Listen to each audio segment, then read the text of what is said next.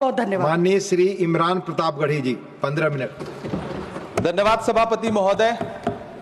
कभी सुदामा पांडे धूमिल जी ने कहा था कि एक आदमी रोटी बेलता है, एक आदमी रोटी खाता है, एक तीसरा आदमी भी है जो न रोटी बेलता है न रोटी खाता है, वो सिर्फ रोटी से खेलता है। वो तीसरा आदमी कौन है? मेरे देश की संसद मौन है। सभापति महोदय, वो भी क्या दिन थे जब संसद में देश का बजट पेश होता था तो देश की सड़कें ठहर जाया करती थीं। रेल बजट पेश होता था तो लोगों की उम्मीदें रेल के डिब्बों की तरह पटरियों पर दौड़ने लगती थीं। पूरा देश धड़कने रोक करके वित्त मंत्री और रेल मंत्री को सुना करता था। अफसोस, अब बजट पेश हो जाता है, मीडिया चैनल सरकार का महिमा मंडन करते हैं और बेचारी जनता बजट के आंकड़ों के शब्द जाल में उलझी हुई महीनों बाद समझ पाती है कि उसका तो फिर से कट गया। सभापति महोदय, पिछले 2 साल अमृतकालीन बजट पेश किए गए और इस बार एक नई शब्दावली गढ़ी गई है, तुष्टीकरण बनाम संतुष्टीकरण का बजट। सभापति महोदय, सुनने में कितना अलंकारिक लगता है ये शब्द। सोच रहा हूं देश की वित्त मंत्री और प्रधानमंत्री जी से पूछूं कि आखिर किसकी संतुष्टि? जिस बजट में मनरेगा के लिए 1 रुपए की बढ़ोतरी ना हो, वही पुराना 86,000 करोड़, जबकि पहले ही 9,754 करोड़ का घाटा हो, जिस मनरेगा से करोड़ों मजदूरों के घर में चूल्हा जलता हो, उस मनरेगा में काम करने वाले गरीब मजदूरों के लिए अगर आपके खजाने से 1 रुपया भी इजाफी नहीं निकल सका तो भला कौन संतुष्ट हुआ साहब? इस देश का गरीब मजदूर या आपके उद्योगपति दोस्त? वो जो महाराष्ट्र में लोकसभा और विधानसभा के बीच में 40 लाख मतदाता बढ़ाए गए थे, अरे उन्हीं के लिए मनरेगा का थोड़ा सा बजट बढ़ा देते। क्या उसमें मनरेगा का एक भी मजदूर नहीं था? 40 लाख लोगों में सारे के सारे 12 लाख की छूट वाले से आगे के लोग थे। सभापति महोदय, कल जब वित्त मंत्री जी देश की संसद में भाषण दे रही थी तो वहां मुंबई में कोई गरीब इंसान जब अपनी जेब टटोल करके अपनी मोटरसाइकिल में 1 लीटर पेट्रोल भरवा रहा था तो उस पेट्रोल की कीमत थी 103 रुपया प्रति लीटर। आखिर इतना महंगा पेट्रोल डीजल खरीद के कौन संतुष्ट हो रहा है? इस देश के गरीब लोग या फिर सरकार के चहेते धन्ना सेठ? सभापति महोदय, वित्त मंत्री जी इस बजट को मध्यम वर्ग को संतुष्ट करने वाला बजट बता रही हैं। अरे मैडम, हम आप यहां पर बैठे रहते हैं और वहां बाहर इसी दिल्ली में 1 लीटर दूध, चाहे वो अमूल का हो या फिर मदर डेयरी का हो, उसकी कीमत 73 रुपए लीटर है। इतना महंगा बेच करके कौन संतुष्ट हो रहा है? गरीब जनता या आपके धन्ना सेठ दोस्त? सभापति महोदय, इस सरकार का बाजार और महंगाई पर कोई नियंत्रण नहीं रह गया है। चाहे देश में लहसुन 400 रुपए किलो बिक जाए, टमाटर 100 रुपए किलो बिक जाए, प्याज का दाम सुनकर आंखों में आंसू आ जाए, लेकिन वित्त मंत्री महोदया बजट में महंगाई का मां भी नहीं बोलती हैं। बच्चों की किताब और पेंसिल तक पर टैक्स लगाने वाले सरकार से मैं पूछना चाहता हूं कि आप मध्यम वर्ग का हितैषी बताते हैं खुद को, तो शर्म नहीं आती है? खुद को धार्मिक कहने वाली सरकार भगवान श्री कृष्ण के प्रिय खाद्य पदार्थों दही और मक्खन तक पर जीएसटी लगाती है और बात करती है मध्यम वर्ग की हिमायती होने की।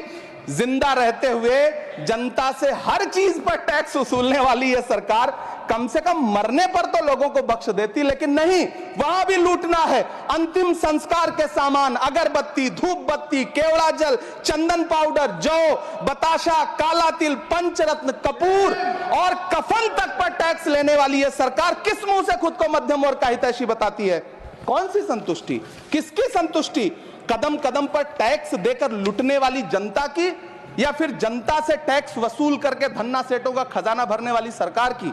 किसकी संतुष्टि? सभापति महोदय, 18 अगस्त 2015 आरा का बिहार का ऐतिहासिक मैदान, सजा हुआ मंच, हजारों की भीड़ और सामने खड़े हुए देश के प्रधानमंत्री का भाषण। बिहार के भाइयों बहनों, आज मैं बिहार के लिए पैकेज की घोषणा कर रहा हूं। 50,000 करोड़ कर दूं कि ज्यादा कर दूं? अखिलेश भाई, 60,000 करोड़ कर दूं कि ज्यादा कर दूं? 70,000 करोड़ कर दूं कि ज्यादा कर दूं? 80,000 करोड़ कर दूं कि ज्यादा कर दूं? चलो, मैं बिहार को 1.25 लाख करोड़ का पैकेज दे रहा हूं। 10 साल हो गए सभापति महोदय, वही ढाक के 3 पात, बिहार आज भी विकास की बाट जोह रहा है। भाषण आज भी प्रधानमंत्री जी के यूट्यूब चैनल पर सुना जा सकता है। जो झूठ बोल के करता है मुतमईन सबको, वो झूठ बोल के खुद मुतमईन नहीं होता।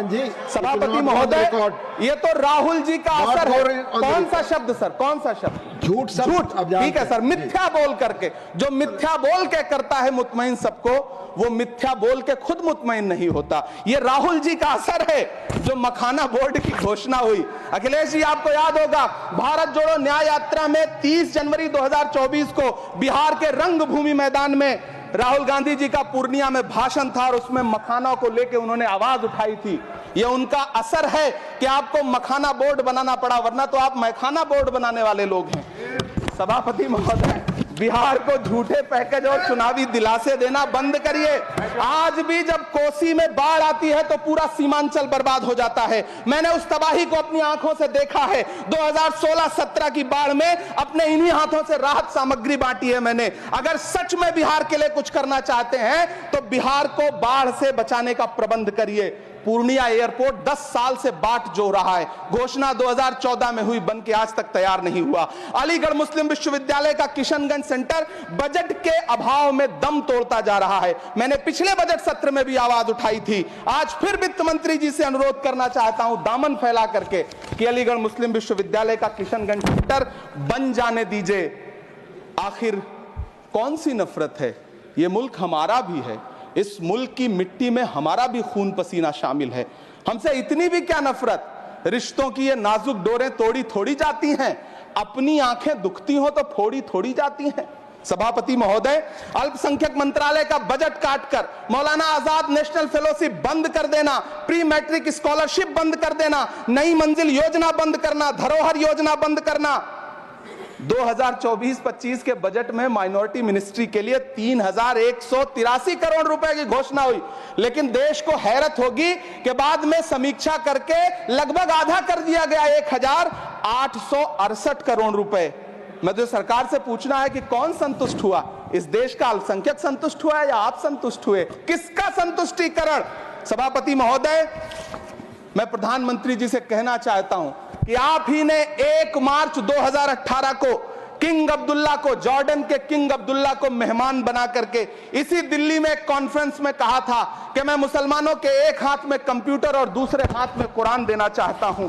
कंप्यूटर देने की बात तो छोड़िए, पढ़ाई के लिए जो स्कॉलरशिप मिल रही थी उसको भी छीन लिया आपने। किसको संतुष्ट करने के लिए? हम समझते हैं इस साजिश को। आप माइनॉरिटी मिनिस्ट्री का बजट काटते काटते एक दिन मिनिस्ट्री को ही बंद कर देना चाहते हैं।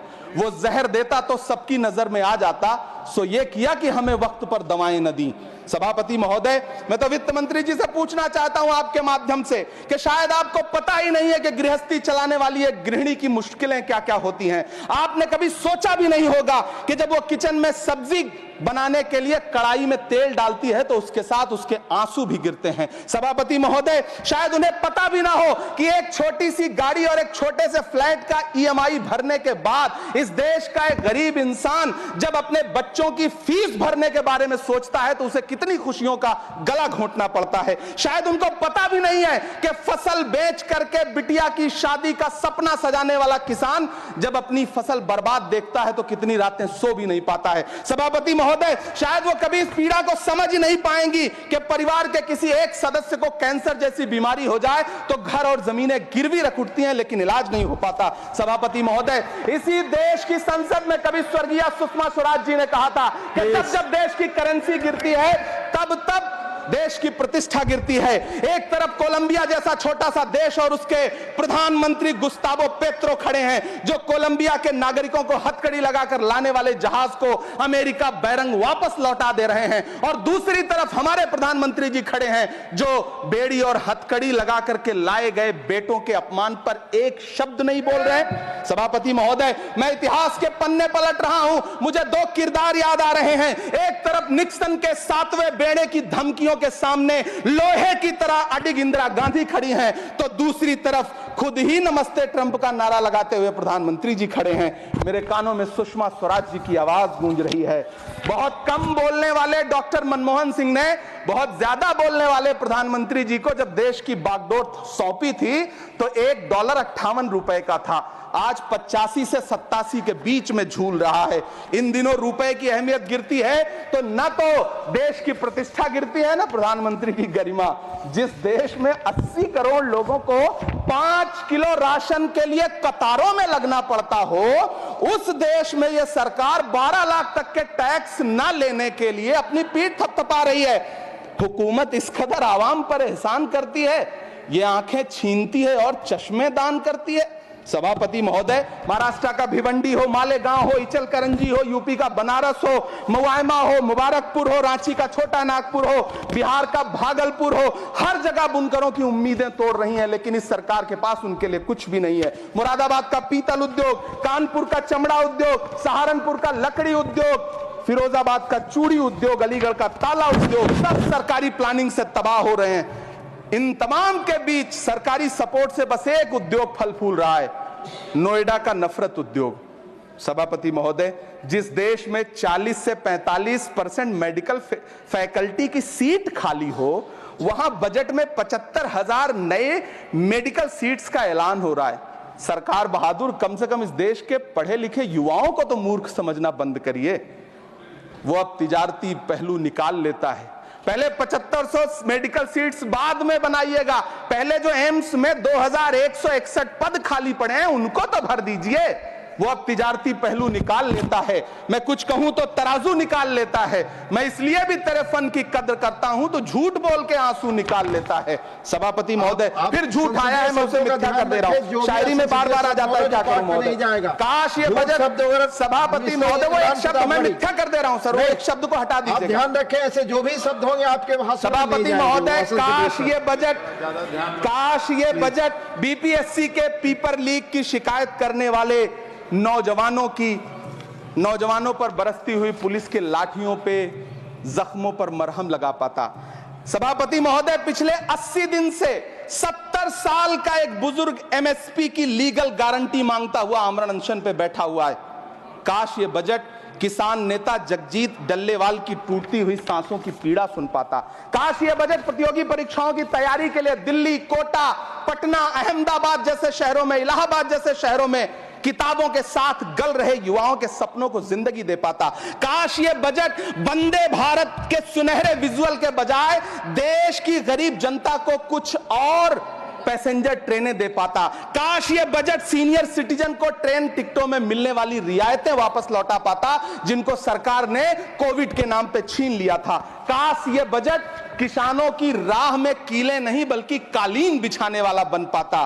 काश ये बजट सरकारी मालिकों को यह समझा पाता कि नेहरू को कोसने से अर्थव्यवस्था नहीं सुधरेगी, उसके लिए डॉक्टर मनमोहन सिंह साहब की अर्थ नीति अपनानी पड़ेगी। पिछले 11 साल से नेहरू जी को कोस रहे हैं, आखिर कब तक कोसिएगा? थोड़ा पंडित नेहरू जी के बारे में पढ़िए, तब पता चले कि पंडित नेहरू की शख्सियत का नाम है।